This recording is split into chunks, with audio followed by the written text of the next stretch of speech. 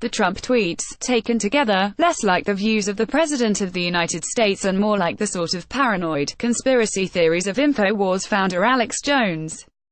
It began late Saturday night with this tweet: General McMaster forgot to say that the results of the 2016 election were not impacted or changed by the Russians and that the only collusion was between Russia and Crooked H, the DNC and the Dems. Remember the dirty dossier, uranium, speeches, emails and the Podesta company? Trump is referring there to comments made by H.R. McMaster, his own national security advisor, on Saturday that the evidence of Russia's attempted interference in the election is now really incontrovertible, following special counsel Robert Mueller's indictment of 13 Russians for their roles in a widespread operation to aid Trump and hurt Hillary Clinton in 2016. You can read the charging papers here. Stop and just read the tweet from Trump again, especially the last line, remember the dirty dossier, uranium, speeches, emails and the Podesta company. Weird capitalization aside, that sentence functions as a sort of conservative fever swamp conspiracy theory laundry list of supposed Clinton transgressions for which, in Trump's mind, she has not been adequately punished. He is equating the ongoing Russia investigations with the supposed nefariousness of Clinton's speeches to Goldman Sachs in the run-up to her presidential candidacy. Dumb, but not illegal, the secret funding of an anti-Trump dossier put together by a former British spy named Christopher Steele and a deal to sell a uranium company to the Russians during Clinton's time as Secretary of State. If you hate Hillary and believe she and her husband are unindicted criminals, that comparison makes perfect sense to you. For the rest of us living in the fact-based world, it's important to remember that Mueller's investigation has already produced the following. The indictment of 13 Russian nationals for their role in a sweeping strategy to influence our elections, a guilty plea by former National Security Advisor Michael Flynn for lying to the FBI about the extent and nature of his contacts with Russians during the 2016 campaign.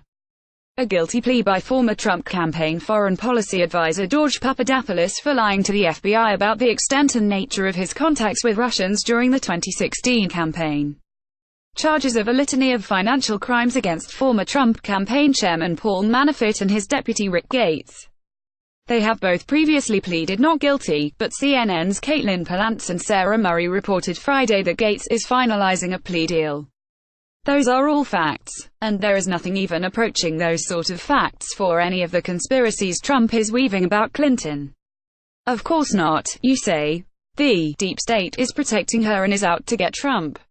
It's at this point that I would advise you to stop reading this and maybe just go out and get some fresh air. Why would Trump stoop so low as to elevate either unproven or disproven conspiracy theories to the level of a federal investigation into a foreign power actively meddling in our election? Insecurity, plain and simple. He made that plain in another one of his stranger-than-fiction tweets over the last 24 hours. Now that Adam Schiff is starting to blame President Obama for Russian meddling in the election, he is probably doing so as yet another excuse that the Democrats, led by their fearless leader, crooked Hillary Clinton, lost the 2016 election, Trump tweeted Sunday morning. But wasn't I a great candidate? The reference here is to the finding in Mueller's indictment of the 13 Russians that their operation to influence U.S. elections actually began in 2014, when Barack Obama was still president. Of course, that same indictment makes plain that Russia made the calculation in early 2016 to try to elect Trump because he would be better for their interests. The real key to that Trump tweet, however, is in its last sentence, but wasn't I a great candidate? It's not the first time Trump has used similar language when talking about the role Russian interference played in the election. Last month, when asked about Russia's attempted meddling in the 2016 campaign, Trump said this: "The fact is, you people won't say this but I'll say it, I was a much better candidate than her," he said. "You always say she was a bad candidate. You never say I was a good candidate. I was one of the greatest candidates.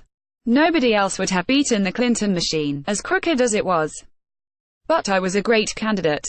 Someday you're going to say that. In his mind, any, and I mean any, acknowledgement that Russia sought to influence the election to help him and hurt Clinton is tantamount to taking away the credit that he so richly deserves for having won a race that no one said he could win.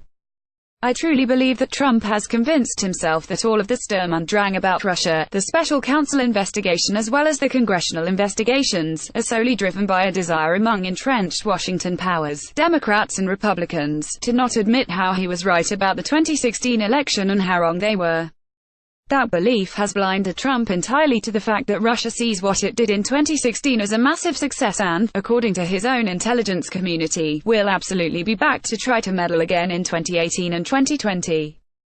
We are talking about a serious threat to the integrity of our elections from a foreign power that the President of the United States is unable to grasp because he is totally obsessed with a wrong-headed idea that someone, somewhere is trying to take what is right his away from him. If it was the goal of Russia to create discord, disruption and chaos within the US, then, with all of the committee hearings, investigations and party hatred, they have succeeded beyond their wildest dreams, Trump tweeted Sunday morning. They are laughing their asses off in Moscow. Get smart, America. Oh, Russia may well be laughing their asses off, but not for the reason Trump thinks.